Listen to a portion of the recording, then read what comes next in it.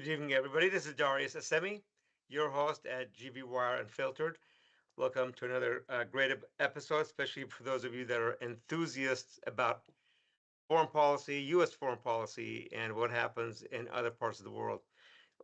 We have two great guests. By the way, Bill McEwen, our news director, is on tonight as usual as well. Thank you, Bill.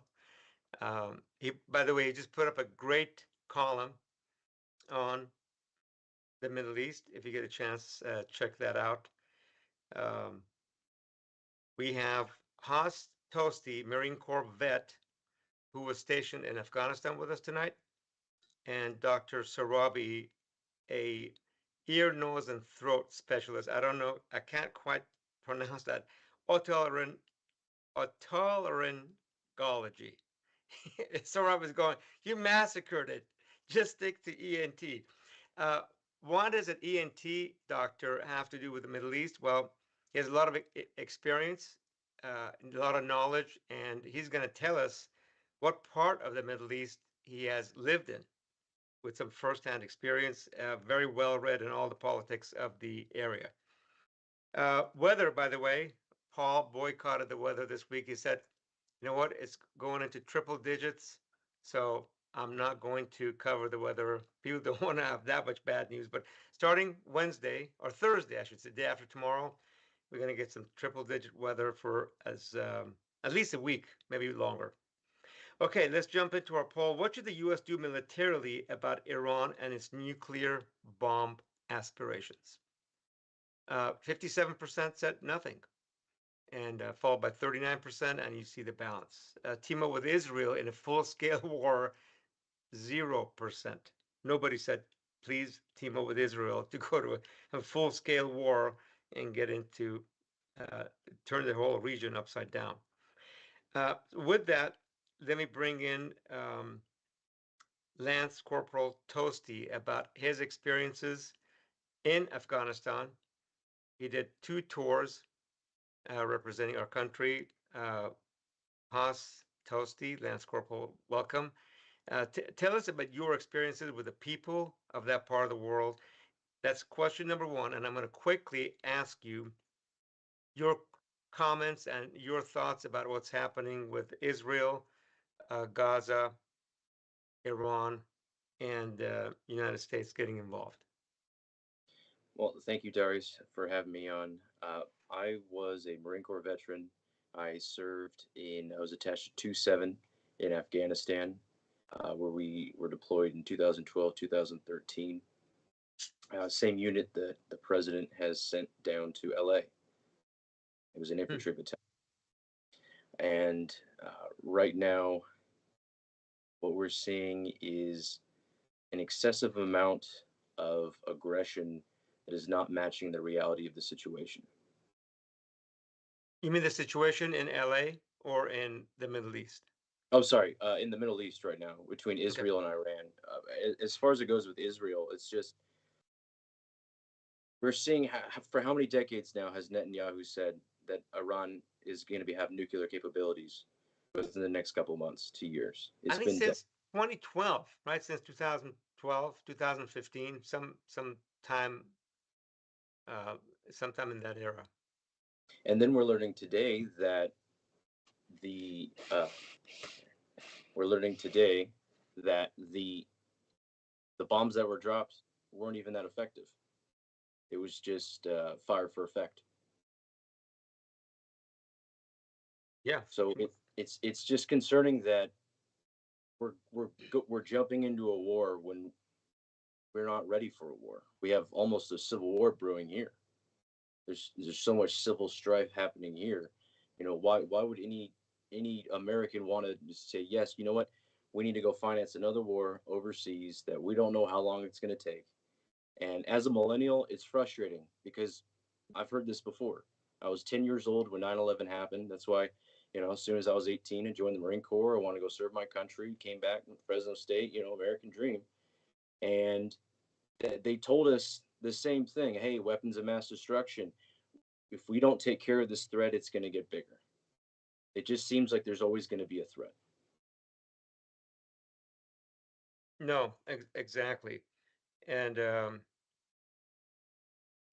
challenge with spending so much money. I mean, part of Donald Trump's appeal was that he was going to end the Ukraine war first 24 or 48 hours, and then make sure we get out of wars, not add more complexity. And I'm really hopeful that the president is going to put enough pressure on Prime Minister Netanyahu to end, you know, really the Gaza conflict. Sometimes a few folks are talking about, Iran was a distraction, so more things can happen in Gaza while everybody's paying attention to the bombing of nuclear sites in Iran and outside of Tehran. Uh, Let me bring in actually Dr. Sorabi, because I think the two of you guys, and I'm going to bring in Bill here in a minute because his column is fascinating. The one that he just put out. Uh, what was that, Bill? Over $300 billion U.S. military aid to Israel since 1948, and we still don't have a proper health care for U.S. citizens and residents, and infrastructure that's ailing in our country. Um, let me bring in, actually, let me bring in Dr. Sorabi about your perspective on what's happening in that part of the world. You're a physician. A lot of money has been going to that part of the world, whether it's a military aid, and we have bases all over the Persian Gulf. Is it 80 bases all over the world, and many in that part of in that region, spending a lot of dollars, and especially the last few weeks, well, the last pretty 12 plus months, close to, if I'm correct, close to $20 billion of military aid to Israel. Well, if you look at it that way, it could be kind of head scratching. How could we be giving so many resources and lives, et cetera, putting ourselves on the line for another country's policy? However, that's not, I really don't think that's on. I think it makes more sense when you look at this being an American policy, which, if you look at the policy papers coming out of multiple think tanks going back to the 90s, they were very clear about how we're going to maintain American hegemony. The very big part of it, the major first step, was getting rid of the regimes they saw in the Middle East, which they named by country. It included Sudan, included Lebanon, included Syria, included Libya, included Iraq, and included Iran. And step by step, they've been proceeding to carry out that plan that they said they were going to do.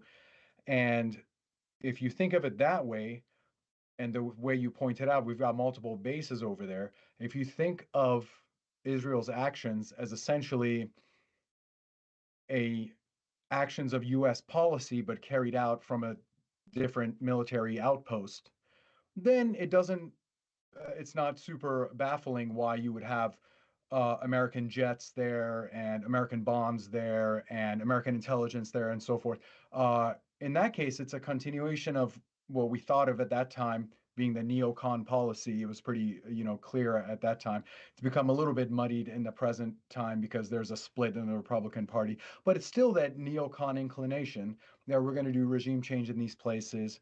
And so, in that sense, it's perfectly consistent with the plan. And unfortunately, for a country like Israel, uh, they essentially have signed up to be the major military outpost, which can carry out actions without needing congressional approval and so forth. So in that sense, I don't think it's mind boggling of why is it that we will give American money and American resources to those areas, because if you see it in this light, it is we are carrying out American policy. It's not that we're carrying out Israeli policy. This has been American policy to do regime change in those countries, and we've had assistance from our major military outpost, which has been Israel.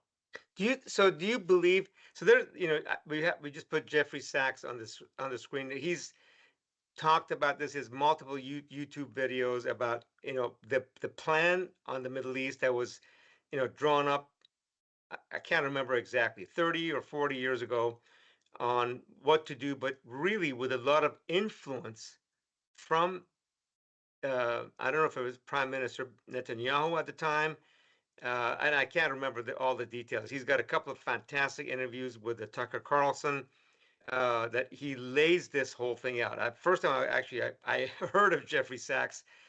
I'm not I'd heard of him before, but to see him uh, talk about some of these issues was a couple of months back in an interview with Tucker Carlson. Uh, and he talks about how this plan was laid out, but if I remember correctly, there was Israeli influence on that plan. And you were saying it's the other way around. The neocons are actually using Israel as a tool. Well, it's a team. I mean, they've Okay. teamed up essentially. I think I think partially the way it seems is that you help us carry out this policy, and we will kind of overlook whatever you got to do to take the rest of the land. Maybe that's the deal essentially that's been made. But Netanyahu's been a part of this team from very early on.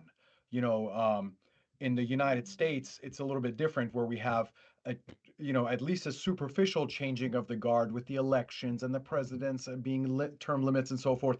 So you still see some of those people. I mean, who's John Bolton? How did he pop up again? How is he on TV talking about policy? He was a major force in writing those policies and carrying out those policies in previous administrations.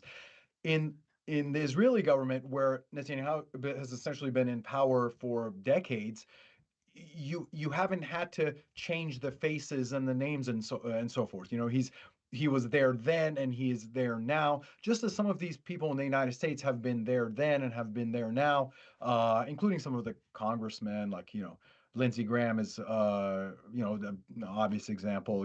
A newcomer would be Ted Cruz, but they essentially are echoing the voices of the people that came before them. Whereas in Israel, Netanyahu was just there. You didn't have to replace him with someone else to say Right. the same line. Let me bring in Bill with his comments, and then I want to get back to you, Sir Rob, on where you grew up and your experiences and how you saw that part of the world. Bill? Haas and Dr. Sarabi. And one is, I think very few Americans know, but in 2008, Congress passed and the president signed into law an act that said, we will ensure that Israel remains one of the top military forces in the world. Does anyone remember a big debate about that or anything else? No, it's there. So that's in the law. It can be used to justify all the arms and aid and that we give to Israel, as well as the weapons we sell to Israel. The other thing, though, is this kind of policy, and Dr. Sarabi referred to it. We also have something called the Leahy Law, and it says we will not give any kind of military weapons or aid or support that someone that violates international war rules or violates our common understanding of what it means to be a humanitarian. Uh, President Biden, I think, kind of mentioned this, never enforced it. You don't hear anyone talk about that. So on one hand, we follow the law that says Israel must be one of the top military powers in the world, yet we ignore another law that Israel obviously does not adhere to it at all. And then finally, we haven't talked yet, but France and the United States, with the exception of President John F. Kennedy, did everything in their power to assist Israel in becoming the first player in the Middle East to acquire nuclear weaponry. And that is a huge deterrent. It's very important to Israel and to its future. And again, no one in the United States makes a big deal about the fact that Israel has never signed the Nuclear Non-Proliferation Act. And yet, when we make deals with other countries, that's one of the first things we insist upon. Matter of fact, isn't that those are great comments, Bill. JFK would not didn't want Israel to possess or have nuclear weapons. That was a big deal for him. Kind of, he got into there's all these videos out there, or commentary about how he got into it with the prime minister of Israel at the time. Can't remember. Was it Ben Gurion? I'm not sure what his name was at the time. In the early '60s, that he said, I would not agree with a nuclear armed uh, Israel. That what you're referring to? Yes, absolutely. And then LBJ was a little more friendly towards Israel. And then, of course, Nixon just said, do what you want.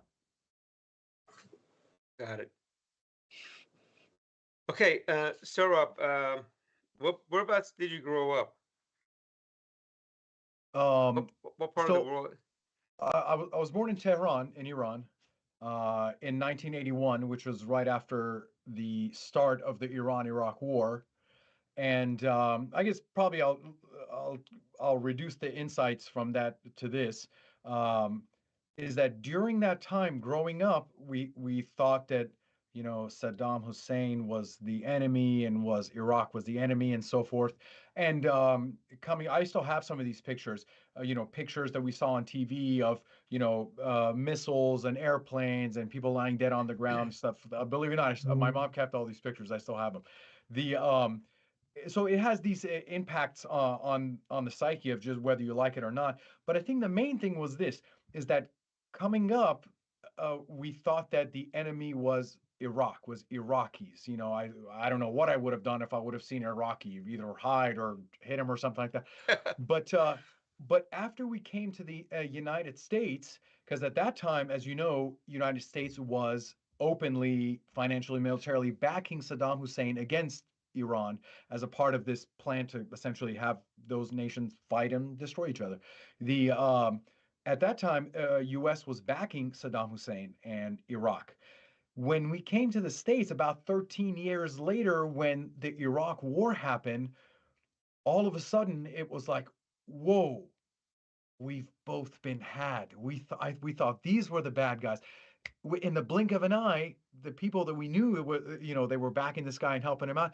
Next thing you know, he's the enemy, the same way that Iran was in the '80s, and so at that point, it was a bit of a light went on that these things where you grow up, like how many of the people growing up in Gaza or growing up in Iran are going to see the people that bombed them as their enemy, where they've both essentially been had by this bigger long-term plan to destabilize the region in general. So that was a real big thing for me. During that time, to escape the bombings, we would move to different parts of Iran, mainly closer and closer to Russia, including one time we actually did cross the border into Russia because we knew the Iraqis would never drop bombs there. And then we also broke out to Turkey because we knew they wouldn't drop bombs to Turkey, as a lot of people did. Eventually, we got green cards from there, and we made it to the United States. Unfortunately, by 1989, which was the war was already over by that point, but the devastation, continued. So it's one of these things where, believe it or not, I've lived through this kind of stuff. I can tell you, even I mean, we lived in our basement for years. We didn't go to school for years. Everything was closed. And our, aunts and uncles, everybody's kind of huddled in a basement. Once in a while, our uncles would go out and we just wouldn't see them for a couple days. They would come back with like food and supplies and blankets, and things like that. As kids, we only, the adults did a good job kind of shielding us from the traumatic part of it as much as possible. But I mean, when you hear a big boom and the building shakes, you know this stuff, you feel this stuff. And there's kids that are growing up right now that are not going to forget this. Maybe they suppress it. Maybe they have therapy when they're older. Maybe they act out and they join a radical Let me, militant group. I don't know. But Saurabh, these things have real implications, and Let me ask you. You bring up an excellent point, and I want to talk about the money in war, and chaos, uh, and the distraction on Gaza. But really, if we look at 2.2 million Gazans, some number have been killed, 100,000. The trauma, that the balance. I mean, you just explained Saddam Hussein would fire bombs and rockets into Tehran. You had to go in the basement and hide. And buildings would shake, and the trauma that that created. And then I'm thinking of 2.2 million or two, whatever, however many are alive still. So a lot of them starving to death, and we're going to talk about that here in a minute about Amnesty International's point on uh, on Israel, basically turned distribution Israel turned distribution sites in Gaza into death traps. Uh, but I mean, the trauma these people are experiencing, and we talked about this, over a year ago. How many of these folks are going to get radicalized against Israel and against American interests? Sorab, your thoughts, and then I'm going to go to Haas. They will never forget this, and I doubt that they will forgive it. The only way out I see here is, I mean, essentially all of them. That's kind of the answer. It's the most effective Hamas generating act you could do is essentially what they did. And as you know, our friend from the military knows, is as I think it was MacArthur that said this, is that you don't fight a war to win the war. You fight a war to win the peace. So how are you going to win this peace? If your goal is to say we are going to wipe you out, get out right now, we're taking over the land, be open and say it, which some of them do, like Smotrich, Ben Gavir, these guys openly say it. Openly come out and say it. It's the deception. It's this idea that we're doing this for your own good, which can't be forgiven. That part can't be forgiven. If it's that, hey, listen, we wanted to bomb and take and did, that can be understood. Everybody has that kernel of black, evil thoughts that they can understand. But this idea of we're doing this because we want the Palestinians to have a better future, I don't think that sits well with any of them. Now, there is a plan, and I'll leave it at this, which was kind of what the Oslo Accords were built around, which was mutually beneficial economic programs, which involved both sides having interest in stability. Meaning that if you have, let's say it's money from Israeli companies, but the employees are Palestinian, or let's say you have a water generation plant where Israelis and Palestinians are both going to get the fresh water coming out of there. Aha. Well, now we have a mutual interest. But if it's we you're never going to win the hearts by just like bombing and killing and stuff like that. That part, I don't. I mean, maybe militarily, there's some strategies that I know of. Maybe you can talk about.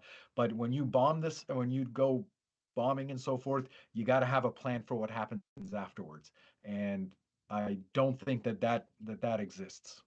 What do you think? I mean, I'm just sometimes flabbergasted after what, so many innocent 6 million, over 6 million Jews that innocent Jews that got gassed, got killed in Europe.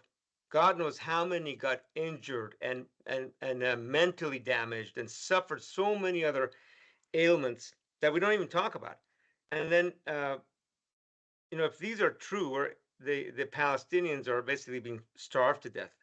They've been under the let's put up slide 28 about Amnesty International. It says Israel has turned distribution centers sites in Gaza into death traps. Families are being forced into an impossible choice: die of hunger or die trying to get food. How would Israelis, I mean, who suffered so much, I mean, Jews suffered so much at the hands of, the Nazi regime in Germany, and that not only during the World War II, but before that, mid to late 30s, what they suffered, how much abuse they took from, that power to now treat folks. I mean, this day and age, I mean, 30 years ago, there was no social media. It was very difficult to get that message out. Today, and I know there's a lot of journalists well, journalists are not allowed in Gaza. A lot of them have been killed. Uh, and just really, I'm flabbergasted. And I want to bring in uh, Haas, our Marine Corps veteran, uh, to talk about your experiences and what are your thoughts on how, I mean, as a somebody who was stationed in that part of the world, not in Israel or Gulf states, but you were in Afghanistan, and you were in the Helmand province, which is one of the most dangerous parts of Afghanistan to be in. What was your experiences with those people, and how do you see what's happening today in Gaza with U.S. support, by the way? Well, it, it's scary because hold on, I just had my thought. I was just listening. As far as what we operated on in Afghanistan when we were carrying out missions was trust. We had to build trust within communities. We would go out in villages and you talk to villagers and you try to get information and say, hey, you know what? Are there any Taliban in the area? Are there any IEDs that might set, that harm service members or NATO forces? And you have to build those relationships. And then when we have our integrity eroded, when we're constantly breaking promises, when we are siding with the forces that are causing these massacres, that are turning uh, aid into lethality, then yeah, I can totally understand why many would be radicalized after this, not just against Israel, but against us as well for taking Israel's side and kind of giving Israel like kind of like a blank check. And like I mean, I understand the president did criticize Benjamin Netanyahu this morning with expletive language, but it's going to take action more than just rhetoric. You But know what? You brought that video up. Let's it's on GVY's website. Let's play that video on the president's comments on what's going on between Israel and Iran, and then I'm going to get into some video footage of what's left behind, and then we're going to talk about some of the folks that have a lot of influence in Washington. Let's play the video from today from the president. I'm not happy with Israel. When I say, okay, now you have 12 hours, you don't go out in the first hour and just drop everything you have on them. So I'm not happy with them. I'm not happy with Iran either.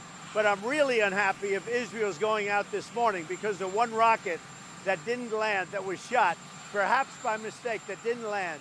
I'm not happy about that. You know what? We basically have two countries that have been fighting so long and so hard that they don't know what the fuck they're doing. Do you understand that?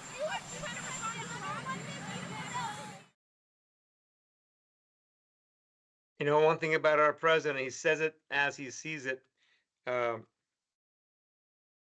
Although he's changed his mind several times in the last few weeks about how to deal with some of these issues, or was it actually a big deceptive military move that he did with Iran?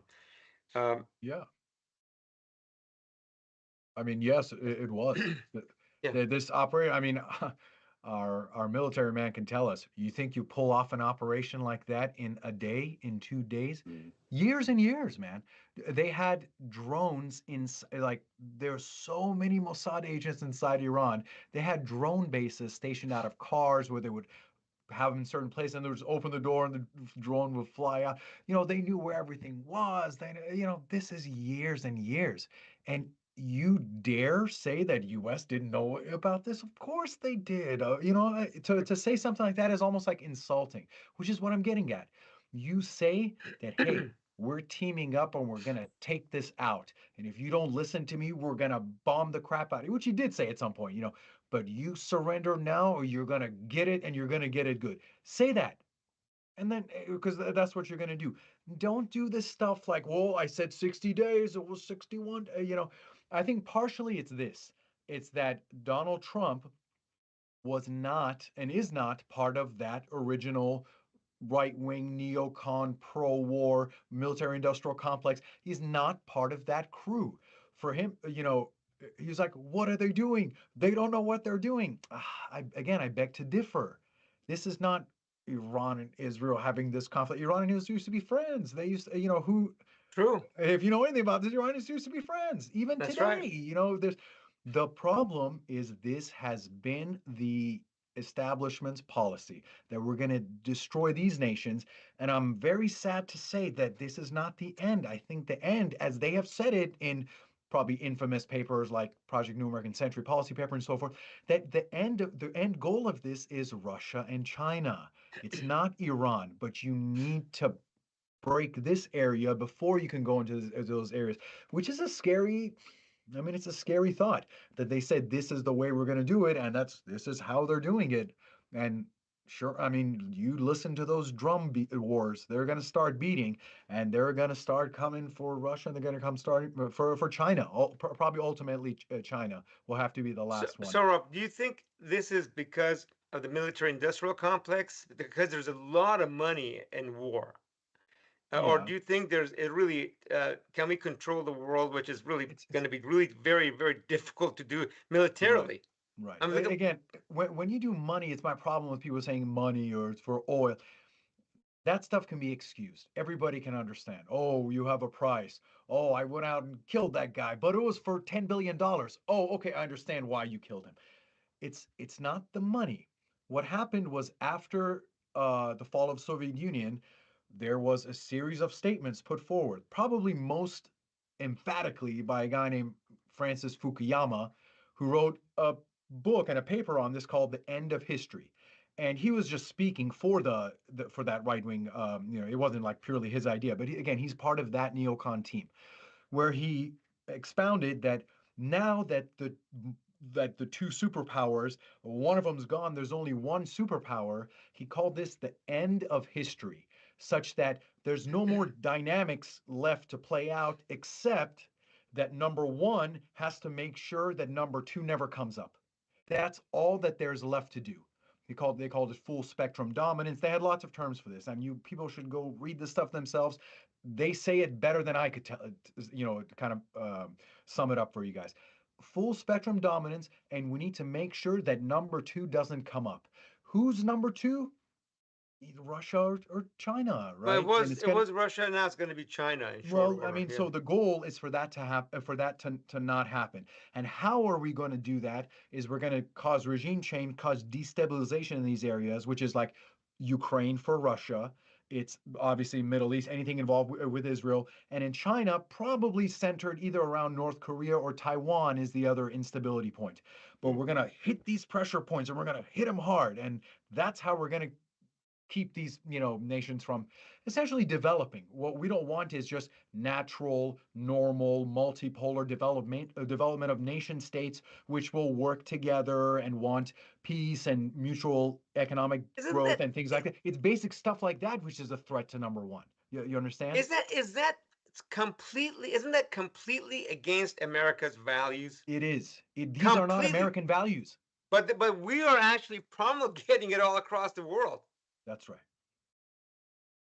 We're bought and paid for. That's right. These are not American values. These were values which previously we associated with the British The Empire. British, these are That's British right. values. These That's are British correct. values. That's That right. we got rid of Yeah. in this country. We got rid of, but something happened. We had a World few War II happened. assassinations well, World War II happened and we crushed them, man, with FDR and then Eisenhower after. Yeah. We were it. There were, British Empire became second, third, junior partner. Mhm. Something happened around Kennedy where a lot of these guys were killed. Kennedy was killed. Bobby Kennedy was killed. All the black leaders were killed, and right then is where the policy change happened. Then you had Nixon. You had the weird economic changes that happened in 71 off the gold standard, and you're off to the races.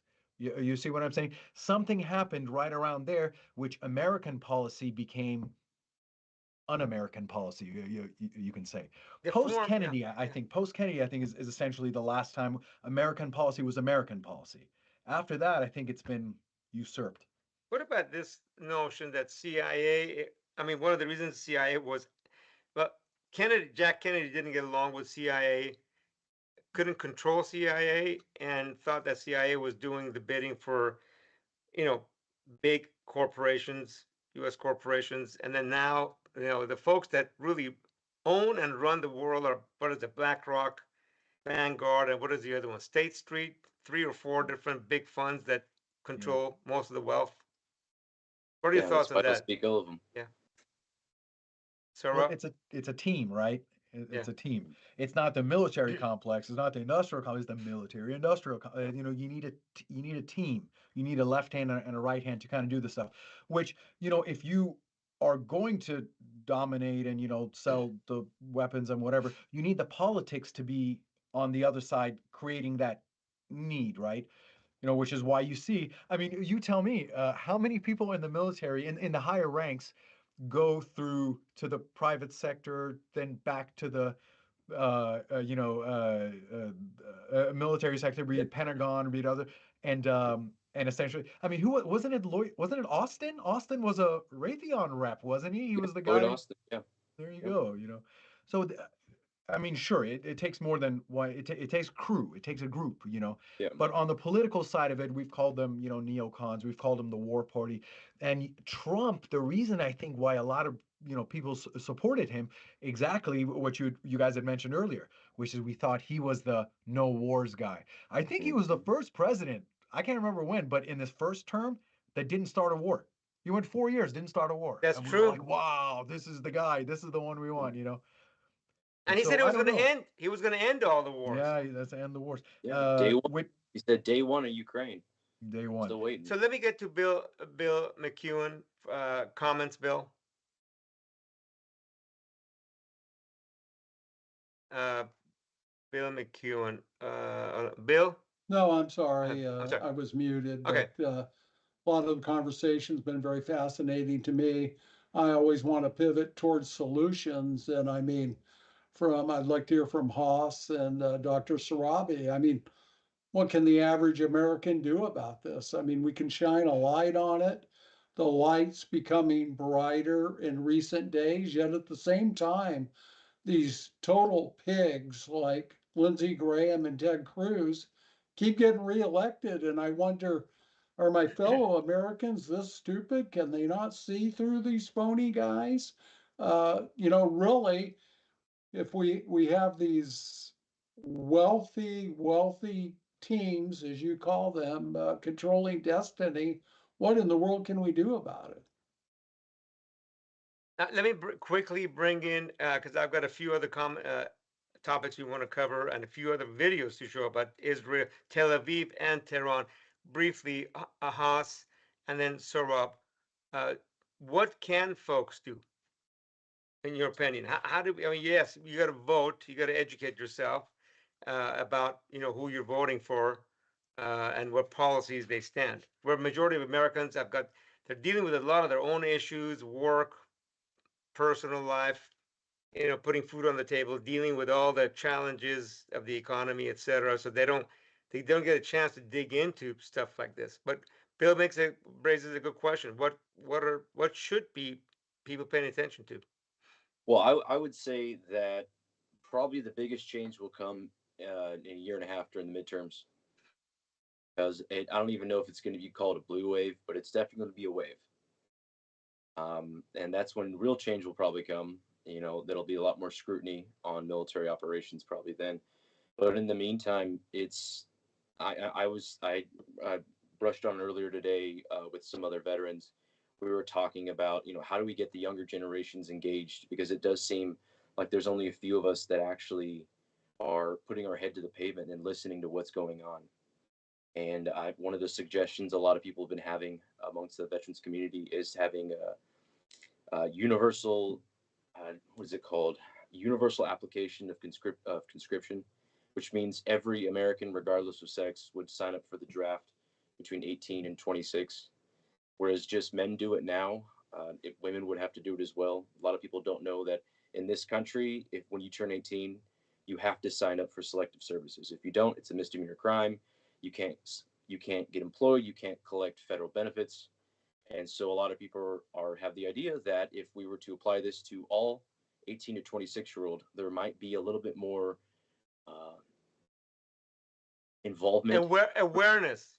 Yeah. Yeah, because hey, those are the ones having to go fight, so they might have to listen more.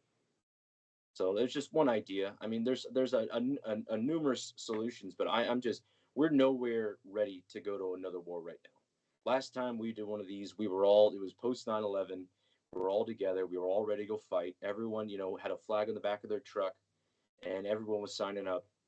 This time, there's troops that are occupying California, and the VA benefits are getting cut left and right. They're cutting the suicide hotline. So even if we do start a new war, the younger generations that come back, they're just going to suffer even more than generations before, because before there was more support.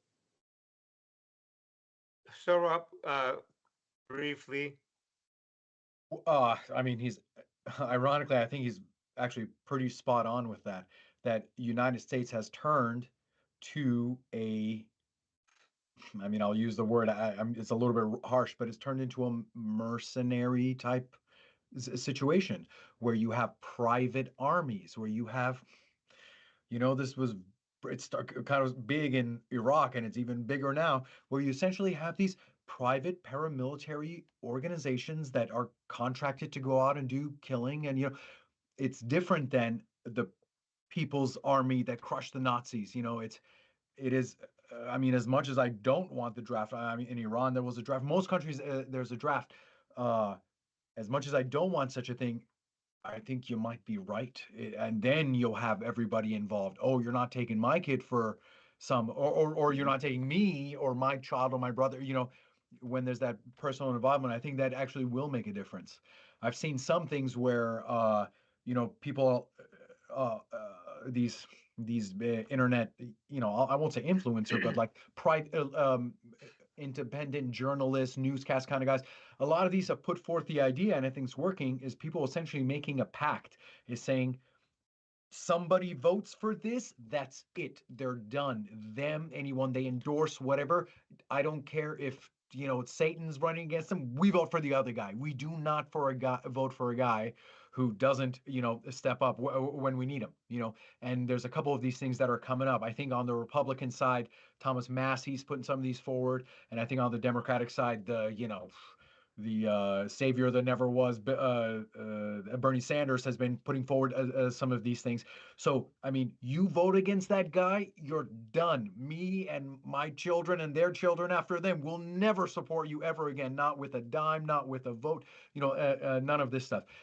I mean, blocks of not just individual, oh, I think I'll vote for this guy, but where the power comes from is from blocks, having a large group of people who say that we will not support you if you support this kind of thing. And if you look at the town halls, even before the war, if you look at the town halls, people are out. I mean, the representatives are running scared. They're ending things early. They're coming in, they're poking their head through the door, and they're running out the other way. I mean, people are doing it. They're naturally coming to that, which, if anything, is the most positive thing that has happened from Donald Trump's involvement in politics. That people are more involved than they were before, and I don't think it'll be as easy as it was during Iraq. They rammed this first thing through, but I I don't think that people will swallow it, and I think the American people, when they're standing on their hind legs with their arms locked together, are like the most important force in the universe.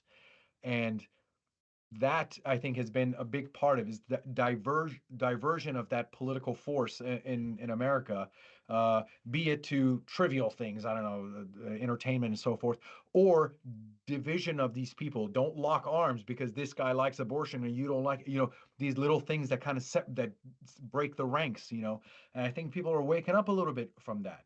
They're saying, Republicans and Democrats, whether it's what they call the um whatever, the people that want just like no government intervention anywhere, those guys are linking up with the people that say, hey, stop the genocide, so these guys that wouldn't have worked together before are working together now. So I think you're seeing that realignment. And yeah, if it doesn't happen, then it's one of those things that where, like, they asked Ben Franklin, what did you guys come up with? And you say, well, we're giving you a republic if you can keep it, Mm-hmm. which is where we're at right now. If we can't, there is no guarantee that our greatness and whatever will go on into posterity. There's no guarantee of that. It is possible that this is the start of a decline, which hopefully it will not be, because again, America's leader of the world, not in the sense that we make the best bombs, but in the best we come out with the best ideas. Almost all democratic revolutions that have come in the recent 200 years have been modeled after the American Revolution. So in that sense, I think we have that chance to show again that even though the snake showed up in our ranks, we identified him and we kicked him out and we continued the American Revolution. So I think that's where we stand today. It's kind of big words, but I really think that's where we are. Cam Malloy has got a great comment. She says, Dr. Sarabi, we need more educated voters to achieve what you're suggesting. Unfortunately, I don't think we're there with most of our voters. And let me, and then Robert Wharton said that is because most Americans have become complacent. Let me react to what really the three of you are saying. U.S. national debt is about $36 trillion. And every few years we go, oh my gosh, we're going to go off the cliff. We're spending so much money. But in reality, not a whole lot happens to us Americans' lifestyle. We had inflation for a few years, yeah, we had, supply restriction during the pandemic and a ton of money dumped into the economy close to $5 or $6 trillion. So, but besides that, not a whole lot happens. This year or the next year, the interest payment on the national debt is going to be close to $1 trillion. But not a whole lot happens. We still got our jobs. Americans go to job. That we have, health insurance. Some folks are not insured. We have jobs. We have 4.5% unemployment. So it's not a crisis enough for people to go, gosh, how did our debt balloon to so much? When we said, the Afghanistan and Iraqi war generated, I can't remember the number. What is it? 4 trillion, 3 trillion, $5 trillion to the national debt. And guess what? The Taliban are right back in office. So, but that money that evaporated, a lot of people got rich in the military industrial complex, but the there's and the Taliban are back in power, but it hasn't affected Americans. Goldman Sachs had a analysis done until the national debt becomes over 170% of GDP. That's like the crisis mode. So what is our US GDP? I don't know what the exact number. What is it? 25 trillion, 24, 28 trillion. So once it becomes almost $60 trillion in debt, some number like that, that's when we get in trouble. I mean, where did they come up with that number? I don't know. But that's one issue. The second thing I want to add is Eisenhower's farewell speech. What year was it? 1960. Where he said, listen, the military industrial complex, once it's fed and it sees the money, it's going to be very difficult to stop or slow down. Beware, America, beware of that. And of course, coming from a general. And Saurabh, you brought up a point, Mossad had infiltrated Iran. I mean, they knew exactly where some of these folks, army generals, heads of different departments lived. Well, it becomes really easy when your people are hungry. When folks are starving, there's 25% unemployment rate, the country is not well run, you have crippling sanctions. People go, oh gosh, you give them a couple of bucks, I'm exaggerating, but promise of a better life, promise of some money. See, look, I got to put food on the table. My kids are starving. I'm starving. So people will turn on their leaders and rulers. So the first order of business, take care of the people in your own backyard. Make sure your people are happy with your direction. And the Ayatollahs in Iran have done a lot of damage to the Iranian people, to the psyche of Iranians, to the income, to the position in this world. I mean, I remember growing up in Iran, the only place we needed a visa was the United States. Everywhere else, I mean, you want to travel any part of the Europe, any part of the world, you're welcome. You don't even ask, oh, you have an Iranian passport? I mean, it had a lot of value. And look at what Iran has happened since these guys have taken over and screwed up that country and screwed up its management. The majority of Iranians, what is it? We had it up last week. I don't want to use the word despise, but disagree or against this government of Iran. But I think also, despise is more correct. maybe I think it's despise. come to that.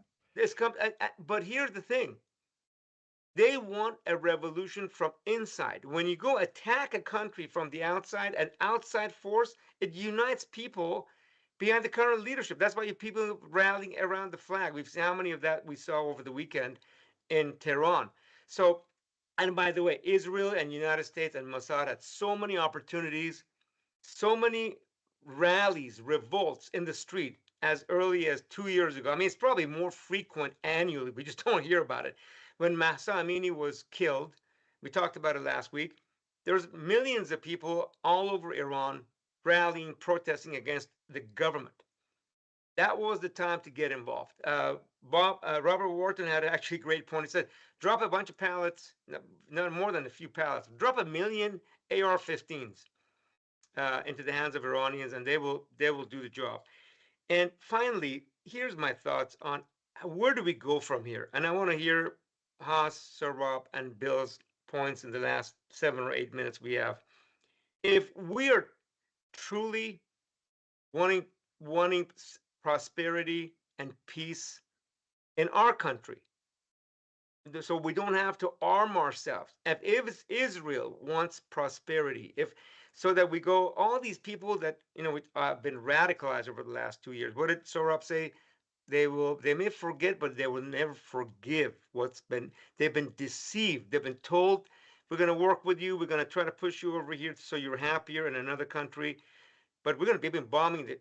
We've wiped your strip of land, country, whatever you want to call it, off the face of the earth. But if we're really serious, we need to look at if President Trump is serious, he would tell Bibi Netanyahu, we got to make peace with the Palestinians. We got to go rebuild Gaza. We're going to have a democratically elected government of Gaza and of West Bank. Stop all the settlements in West Bank.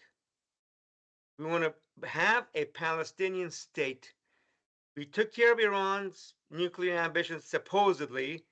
Iran knows that we'll attack them.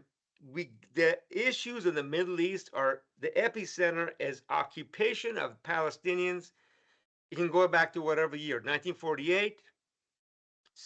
X number of people were deported, killed, occupied, and it kept growing ever since then. And human beings don't want to live under the occupation of another force.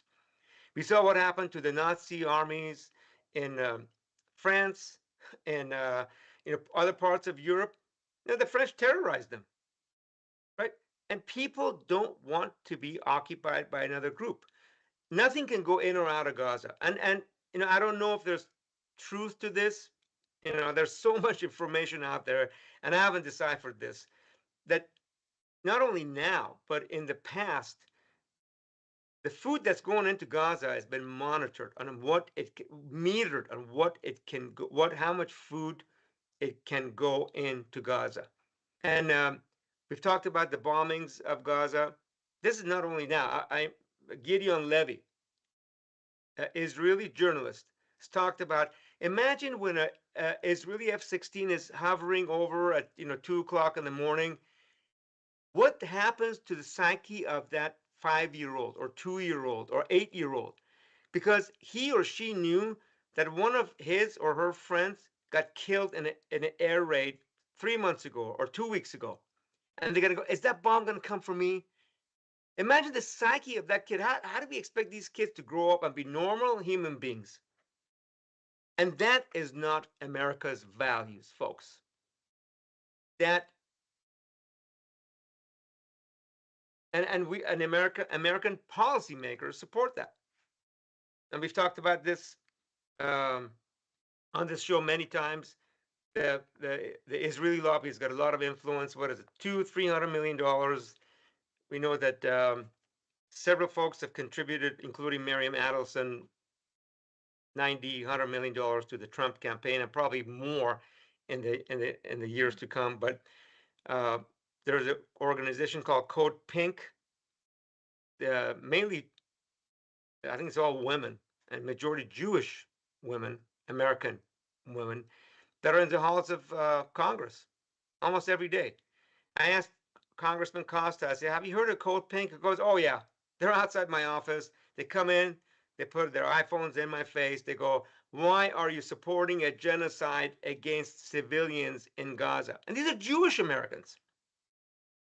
And that's one of the most powerful things, honestly, that so many Jewish organizations, Jewish Americans, entities, Jewish entities are speaking up and going, this is not Judaism. This is not our religion. And we don't want to be, you know, you know, put in the same block as what's happening.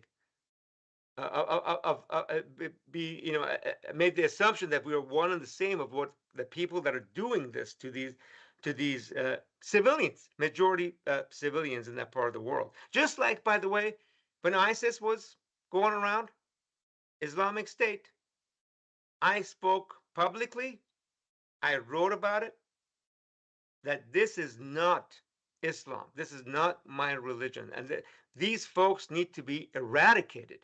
And what they were that they cruelty by which they killed people, tortured, destroyed historic buildings throughout the Middle East. So Jewish Americans are doing incredible work. There's a lot of folks. I mean, we see these protests all over the world against the killing. I mean, look at the food aid places. I mean, look at what Amnesty International. Let's put that slide back up on Amnesty International. The humanitarian aid centers are becoming death traps. And one of you said it earlier. Why can't we have United Nations peacekeeping force in Gaza if Israel is concerned with all its technology in mind that there's still a couple of Hamas people left? Well, like Sorab said, there's a lot of people radicalized. Let's bring in United Nations peacekeeping force, however many of them, to make sure there's no more activities against Israel. But then work on rebuilding that country. No, that's the goal of all this is not to rebuild the country or get Hamas out. The plan is to take over the place. I think that's the deal that's been made. Make West. I'm not sure what you're talking about. The plan Yeah, is not that. it's I 21st mean, century imperialism. it, I mean, on the head, on the Well, I'm head. sorry. What did you say, Hans? I didn't. 21st century imperialism. This Oh, is just yeah. kind of like just they're destroying everything, and there's like, hey, look, there's nothing here now, so now we're just going to rebuild in our image, and since we rebuild it, it's ours. It's the Yeah. So final it's like, frontier of the Western empires. yeah, it's just it's another form of gentrification. That's right. Yeah, I mean, it's the same thing. Oh, we rebuilt Iraq. Oh, we tried to make it better. We didn't want to make it better. We wanted to destroy the place. Mission was accomplished. Yeah, Oh, we failed we did not fail in Iraq. We destroyed the place. yeah. Iraq We had didn't have an exit strategy. yeah. That was our yeah. That's so one thing our country's horrible at is not having an exit strategy. Look at Iraq. Right. Look at Afghanistan. In 22, Afghanistan veterans. That like just was an emotional wreck watching us pull out of that country. And like you said, Darius, it's who's in charge now? The same people we fought for over 20 years. And by the way, we're deporting some of the people that were here on refugee status that were snitches, helping U.S. Secret Service, CIA, helping us. They know that we deport them back to Afghanistan, they're going to get slaughtered because they go, oh, you're the one that turned all of our arms depot to the Americans. Glad Trump deported you. We're going to slaughter you here. Thank you for bringing it up because I knew some of these interpreters over there, and there's guys over here that have got deported that I've known from other veterans that like, hey, my Terp, he's getting kicked out, and he goes, but they were made promises, but right now again our integrity is being eroded because the promises we made to people who helped us, who put their own families' health at risk to help us out, to help our mission, we're now saying, hey, you know what, we don't need your help no more, and it's no one's going to want to help us. Who's going no one's going to want to help us. Hans, to your point, like you just said, who's going to want to help us? If this is the message, you help us, we're going to squeeze you like an orange and then dump you. Saurabh, you brought up a great point, and then it's actually, we're past time. I'm going to go around and get everybody's final comments. You brought up a great point. For years, I couldn't figure out why, when we went into Iraq, we dismantled the armed forces of Iraq. Then we dismantled the government. I'm going, how stupid. Who's going to run the country? It's going to become chaos. And I go, we're really dumb. Why would we do so? Now, you actually shed the light. The goal was not to stabilize and rebuild the country. The goal, how do we destabilize that country and create chaos? Wow. I mean, look at Libya. The only thing that was keeping Libya together was Gaddafi. And now look at Libya, you know. So Yeah. maybe I'll make this at my little last roundup too, is I'm going to switch it up a tiny bit and just give maybe a little bit different food for thought. If what I'm saying is correct, that that in my opinion that Israel is essentially a American military super base, and there's a bit of a deal where you take out these countries, don't worry, we'll run political cover for you. No one's gonna, you'll be fine. Just do that. Just destroy these places, um, and you can have your land. You know, you can have your, you can kick them all out, and we don't care. Just you can have the place. We'll support you. If that's the deal that been made, look at all the previous deals that U.S. made. Saddam Hussein, we're going to build you up. We're going to back you up. Come on, take out those guys. The Kurds, oh, come on, help us out. We'll get you a country. Just, help us get these Syrians out. Every deal we've made, that what we've backed them. Once they've done their purpose, then they get, sidelined. So my fear is this: is that only for Iran? It's also for Israel. Once Iran is dealt with, once that is no longer a threat, no longer on the table, and Israel is not as useful as it used to be, is it? You know what I'm saying? I'm gonna disagree with you I because of know this the food for slide thought. That's right what I'm here. saying. This slide that we're gonna put up, the amount of influence American Israeli Public Affairs Committee has. Uh, Right. several $100 million spent. I don't know how much money they spend every year. This is what is published someplace. Pro-Israel PAC funding. Tucker Carlson interviews Ted Cruz. I think all of you guys have seen it, and he says, "Okay, you support APAC as a foreign country. I thought foreign countries can't not put money into American congressional campaigns." And Cruz said, "Well, wait a minute. It's not foreign. It's American donors. They are simply whatever, the middleman or the coordinator, whatever you want to What call it." I'm saying, this is American policy. This is the way. How it might be hard for to bribe or influence our politicians, but it might be easier for someone who has specializes in espionage to have our senators by their Hmm. dirty little secrets, and Yeah. you know what I'm saying. It's much easier to run that from outside the country. Yeah. I'm just saying that it's that in my personal opinion, that this is not this plan and policy, despite what a lot of people want to focus on. Unfortunately, for our Jewish brothers and sisters, this is not Jewish policy. First of all, I don't think Israeli policy is Jewish policy. Uh, Second of all, I don't think what's happening here is in the end in the interest of them either. I think there's a little handshake, and this guy thinks he's going to use the other guy, and the other guy thinks he's going to use this guy, but I don't know of anyone who's so far survived a handshake with the American right wing. So I mean, I don't know.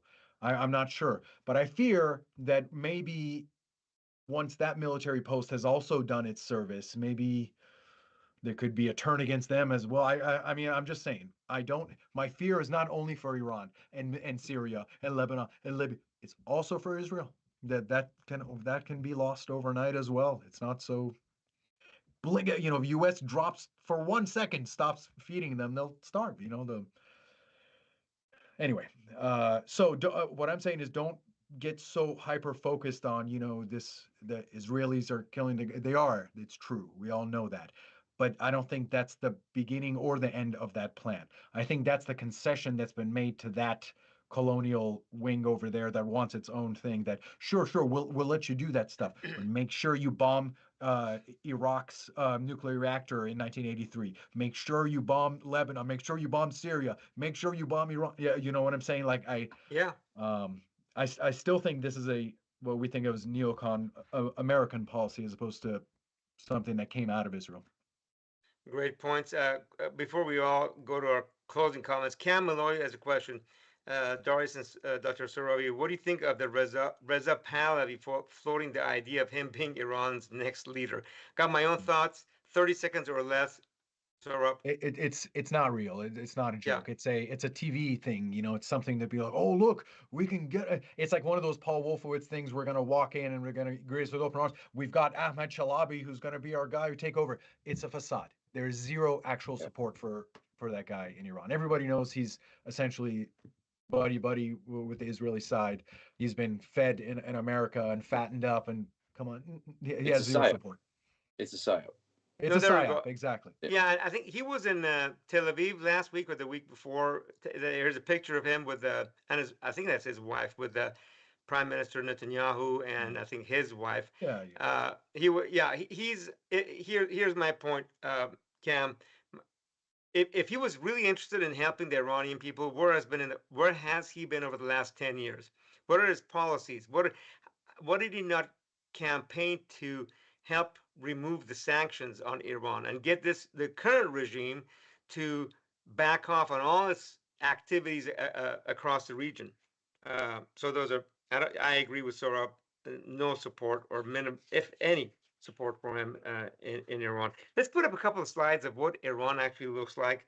Let's put up 34 and 35 and 36. Let's kind of scroll through those. Some of these are actually new to me too. This is the northern Tehran, an Iranian that what did you see? Saved a lot of America. Let me see. This officer who saved foreign climbers. Their plane crashed in northern mountains of Tehran 50 years ago. Amir Shahdami bravely rescued the entire group. Received the Medal of Courage from John F. Kennedy. Let's put up 35 real quickly. One of the palaces in Tehran, and then of course, for those of you that do not know, there's a lot of fantastic skiing in Iran, in Tehran especially. Anti-deportation protest. That doesn't look like Tehran skiing. Okay. Did you ski in Tehran, by the way, Saurabh? I don't ski. Like even here, I was in third grade when I left Iran, so I didn't really do that. But also, let me just say this: that you will see a lot of stuff put up on, and I think it's part of that psyop that Haas is talking about. That before the mullahs took over, the ladies in Iran wore mini skirts. People will just hammer on this point. Yeah. No one cares about that. That's not what it's about. Iran wants nuclear development. Iran wants to increase in its thorium production. Iran exports uranium to other countries as nuclear fuel. Iran wants to be able to drop these sanctions so we can do, he's got the biggest gas field in the world. Economic development, man. No one cares about the sideburns and the mini skirts. That's just Western stuff. That was what brought the Shah down. Those opulent palaces, the gold curtains and stuff like that, while the people starved, that's what brought them down. We don't want that. Stop putting up those pictures. You know what I'm saying? Iran, 20 years ago, was like the second or third country in the world to cloned a sheep. While it's under sanctions, you can't trade, scientific material with them. You can't give them knowledge. Iran has potential. I mean, everybody knows this, that Iran has huge potential. It's that potential that's being stifled. It's not rock and roll music and no, alcohol. of course we don't care about that stuff. Yeah, country 92 million, relatively educated. Women have always worked, despite a lot of the other Middle Eastern countries. Was a great ally of the United States. I mean, the incredible economic opportunity if the relations were normalized between the two countries, and you had a regime that didn't stifle its people. Why isn't America working on that solution, Saurabh? Yeah, Saurabh is going to. Haven't you been listening to me? Haven't you been listening to me? Listen, I'm just quoting them. End of history. Francis Fukuyama said it best. We just got to make sure that other groups can't come. Now we're the only superpower. All that's left to do for us and for the rest of time is to make sure that no one can challenge us and topple us from here. It's that Roman Empire mentality. It's that, it's the stuff Mhm. that kills a, a nation, stuff that destroys empires. And on that fact, look at right now. If we are the Roman Empire, like there's a civil war brewing right here. Hmm.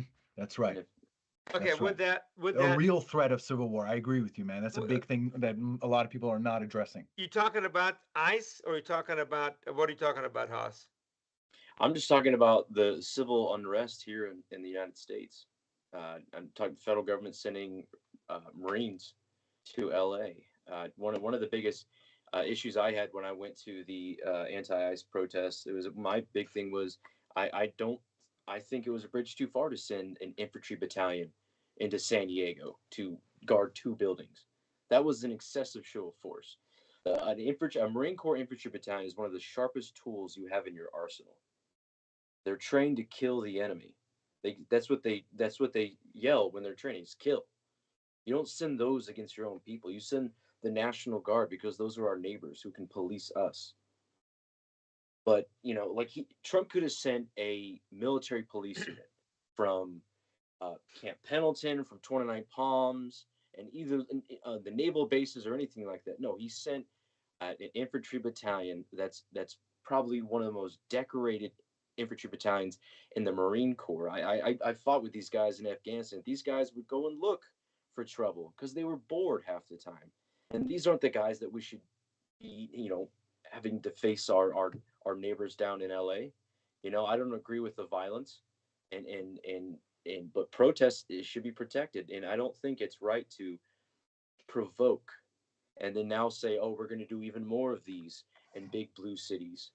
Now I understand that addressing the illegal crime committed by illegal migrants was a big issue in this country, and most of us could getting behind rapists and killers and stuff like that. But when they're going into daycares, they're going into schools, they're going into the fields, Home they're Depot. chasing through fields. Ho- It's ho- just yeah. it's concerning because Uh, because that's a line that's been crossed now, and they can slowly be chipped away now that that line's been crossed. Yeah, uh, I think Haas, you pointed it out. I think that is a real threat in the U.S. and someone's pushing for it. The Stephen Miller type. Yeah. They're pushing for it. They're setting that precedence. There are people actively pushing for it. It's going to be it's black against white, immigrant versus native, blue versus red, everyone versus I mean, real Civil War kind of stuff. Sorab, you brought up Stephen Miller. There's several articles out there. So you want to know what Trump is going to do? Yeah. Yeah, who's in Mhm. Trump's head is Stephen Miller. Oh yeah. Oh yeah. I liked it better when it was Steve Bannon. Yeah, I don't like that guy, but he's not a dangerous snake like this guy. This guy's Yeah. like this guy's like Goebbels. He's like Very one of much so. those Yeah. guys. Yeah. No, that's a good way of putting it. Dangerous He's a guy, man. propaganda guy. Just hold on a second. Let's maybe one at a time. Sort of, kind of tell the audience who was Goebbels was a Well, and Nazi. when you No, had the big fascist flip in Germany, you had this guy with the mustache and the voice and the whatever, but he didn't come up with any of that stuff. It was all the little guys around him. There was a guy named Himmler who was working one aspect yeah, of it. It was Goebbels who was working the propaganda aspect of it and how we're going to march people towards this thing. You had all these guys that were around a guy who was relatively inexperienced yet charismatic somehow, which is kind of what you had during the Bush the second administration, right? You had your you had your Cheney, then you had your Alberto Gonzalez in the thing, then you had your Wolfowitz here, you had these guys that were kind of pushing this guy along. Miller is one of these guys. Miller is a major guy here. He is already. I mean, he came out and said, "Hey, uh, the writ of habeas corpus. He's the guy trying to make the argument, putting the words in Trump's mouth that these guys are foreign invaders, and under a foreign invasion, the president has the right to steal anybody he wants and do whatever he wants with them. Did you know that? Yes, that's right. And then he goes out and says it and says, as the president said, these guys are foreign invasions. You're the one who told him that in the first place. You know what I'm saying? It's that sort of deception and real, skullduggery, that someone like Stephen Miller, you gotta look out for that. And they're pushing forward the Civil War, that Civil War where you come in with military force and its emergency powers. I mean, if that happens, that is the literal end, kind of. Yeah. Ah, That's my God, but you got to worry about that as much as you got to worry about, somebody dropping a nuke. I don't think they're going to do that. But this, what about Ted Cruz was saying we should be concerned because Iran could nuke LA? Iran I could mean, if the nuke CIA is LA. saying that they don't even have the capacity, I think that's just Well, didn't Ted Cruz say that? Where did I hear that? No, Ted- I believe Ted Cruz said that, but even Tulsi Gabbard, a month ago, went up before Congress and said that no, we see no evidence that. Well, isn't Tulsi Gabbard going to be? How much longer is she going to be on the administration? I mean, Like negative 3 days or whatever it was. okay, negative 3 days. She, Yeah, yeah. She's out. Oh, Tulsi Gabbard's out, man. yeah. After that video she posted about be careful of the warmongers. That I think that was the nail in her coffin. Yeah, which is why I liked her, because like you're saying, she was a military lady. She has been out there. She gets the things that these chicken hawks don't get, that never serve. All they do is just send people. They never went themselves. They don't understand this stuff. So what? Go drop a couple bombs, whatever. They don't get this stuff. The reason I liked her even as a Democrat, I didn't like her as much as a Republican, but I liked her as a Democrat is because she was telling me, hey, we lied to people when we got in there. We got a bunch of people killed. We're not going to let that happen again. Yeah. Let me a couple of last comments, and then we're going to wrap up. Renee Robichaux says, "Really, this hate is ridiculous. We in America can believe what we want. Trump at least has done something about it." I mean, I agree that I don't think this is Trump policy. I'm saying we, as America, we supported him because of this, because we wanted to stop these things. We're like, oh, Trump's a business guy. He doesn't want to go start wars. He knows it's not good for that. He'll make a deal. He'll, tell this side this, tell that side that. We want that Trump. That's the Trump we want. That's the guy Great point. But somebody's, I don't know what, maybe they have something on him. I mean, just a few weeks ago it started to come out everywhere that, oh, he's in the Epstein files. He's in the Epstein. Yeah. I mean, what is But that? wasn't I don't that know. Epstein? Mossad, Maybe we don't know. maybe his kids are in there. I don't know, but something has changed. I feel like this is not the Trump that everybody voted. This is not the Trump that ran for office. This is a different guy. I know exactly what you mean, sir, especially about foreign wars and ending them and being a pro-business. Business doesn't like war. I mean, unless you're in the military-industrial complex. Business wants a prosperity, peace. In peacetime, people spend more money. And when there's a threat of war, threat of terrorism, and you kind of cringe up. Hans, you were making a point just a minute ago.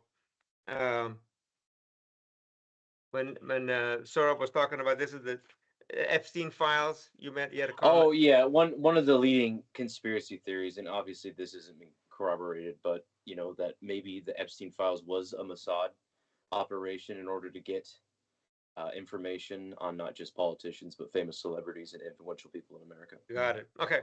With that, let me see. Final comments, 1 minute or less. Let's start, Mr. Mc. Who wants to go first?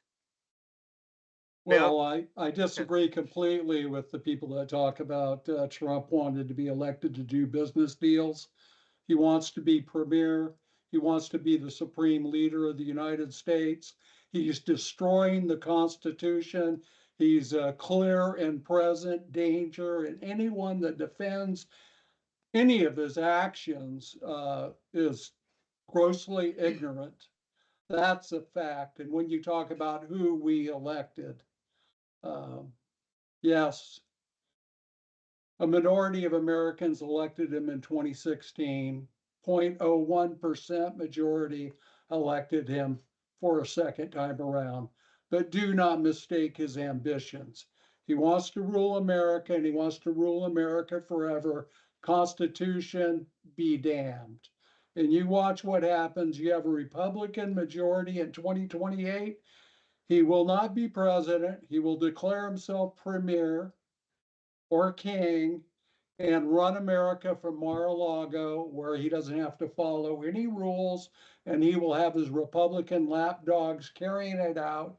And Stephen Miller, the architect of all this, is the most dangerous person in the world, more dangerous than Netanyahu, more dangerous than anybody in Iran. That's what I have to say. Out.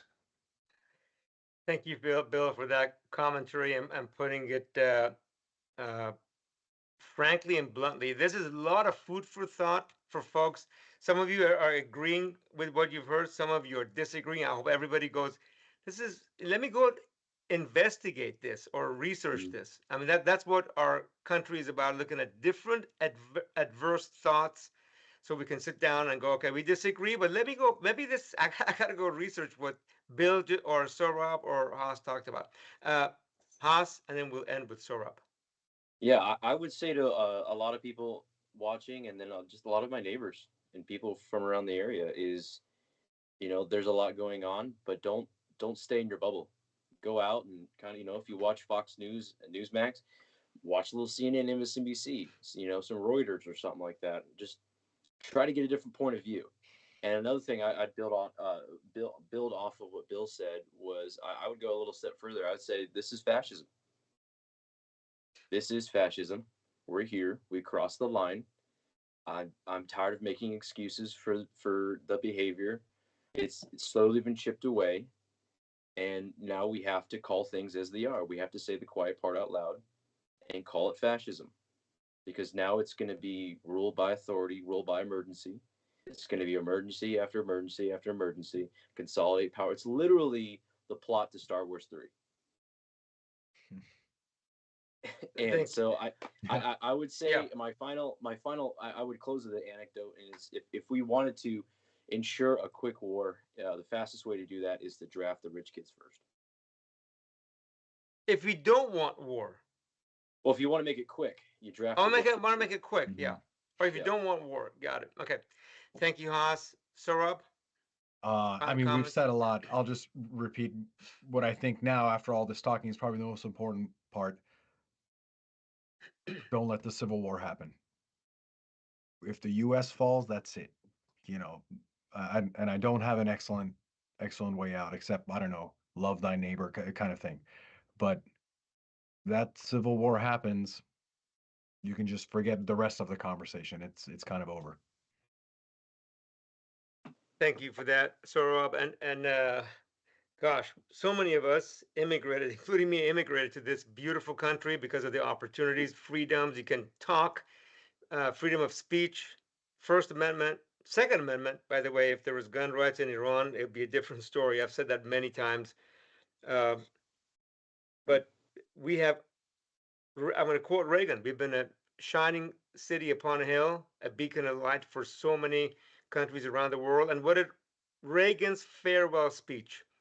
People will come from all over the world to this country, and we welcome them. And that's what sets us apart from the rest of the world, because so much ingenuity, hard work happens because of our immigration policies, because we invite people to come to our country. Yes, they got to be vetted. And of course, slightly different today, and it's really a shame when we send refugees that have helped U.S. armed forces all over the world, especially Afghanistan, where Haas is, when we send them back, which is really giving them a death sentence, it sends a very, very bad message. This is a beautiful country, incredible opportunity, and we cannot let folks take the Constitution of our country away from us. With that, have a great week. I hope that both of you will come back and share your thoughts. Saurabh, that was very enlightening. Thank you for joining us this evening. Haas, likewise. And of course, Bill McEwen.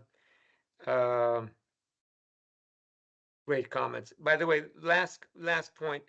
Feels as if our stars and stripes of flag is being stripped away.